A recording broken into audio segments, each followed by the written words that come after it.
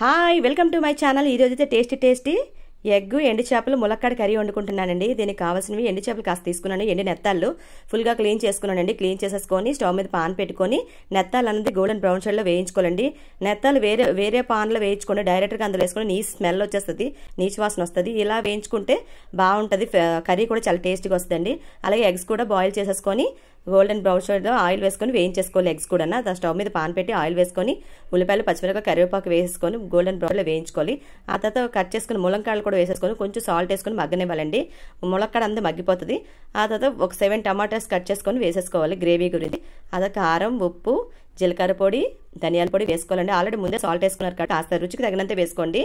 అది కాస్త మగ్గిన తర్వాత ఒక గ్లాస్ వాటర్ వేసుకోవాలి. గ్రేవీ అంతా దగ్గర పడినప్పుడు ఈ ఎగ్, ఫ్రై చేసిన ఎగ్ నెత్తాలు కూడా వేసేసుకుంటే టేస్టీ ఎగ్ కర్రీ అయితే రెడీ అయిపోయిందండి. మీరు కూడా ట్రై చేయండి. లైక్, షేర్, సబ్స్క్రైబ్ చేయండి ఫ్రెండ్స్. Thank you.